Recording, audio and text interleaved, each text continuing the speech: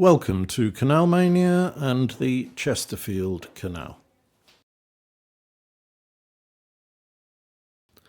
We're in the East Midlands of England in Derbyshire. The Chesterfield Canal ran from West Stockwith on the River Trent to Chesterfield itself, a distance of 46 miles. The section between the Trent and Norwood Tunnel is open, as is the section between Staveley and Chesterfield, having been restored to navigation over the past 25 years.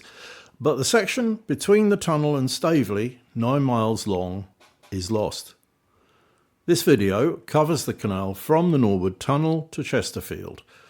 We will fly southwest from the Norwood Tunnel, and here we are at the tunnel. This tunnel was over 1.5 miles long and had frequently been a cause of difficulty due to subsidence. In 1907 it suffered a serious collapse and was finally closed, isolating the western 14 miles of the waterway. The eastern section was formally closed in 1961, but has since been restored. The western section from Staveley to Chesterfield has also been restored, leaving this 9-mile section west of the tunnel, which has been substantially redeveloped, as you will see. There is little here that can be restored on its original line.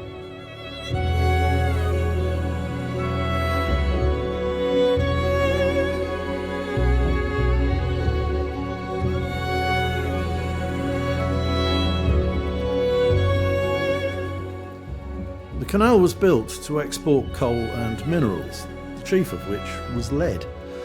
There was a long history of lead mining in Derbyshire, but transporting it by pack horse and very unreliable rivers such as the Idle or the Derwent was less than efficient. So local owners of mineral rights proposed a scheme for the canal. An act was achieved in 1771 and the canal was opened in 1777. One of the last to be designed by James Brindley, who died during its construction. It was a typically winding contour canal.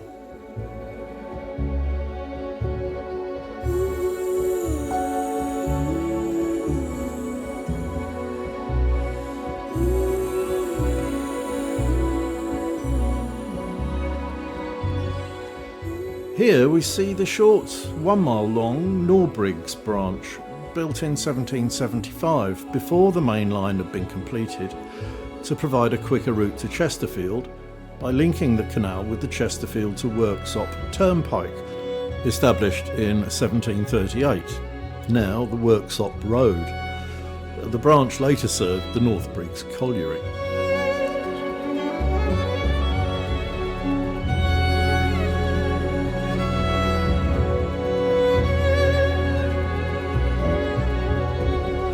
Here at Staveley we reach the recently restored section to Chesterfield. This channel focuses on lost canals, but I have included this section firstly because it is not connected to the main network, and secondly out of respect for those who have restored it. Joining the restored sections may be rather more challenging.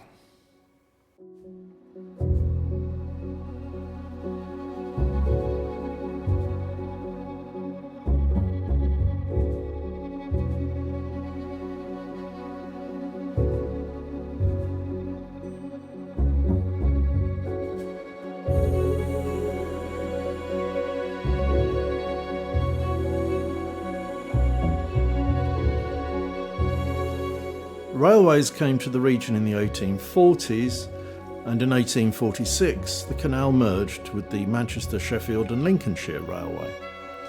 The Act authorising the merger stipulated that the canal be maintained in working order, and as a result the railway began operating as a carrier, and traffic increased to over 200,000 tonnes in 1848.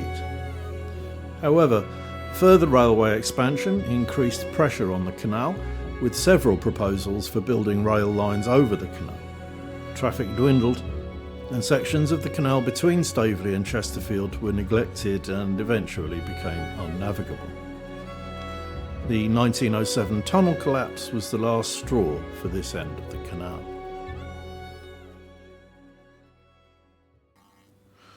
Well, I hope you found this interesting.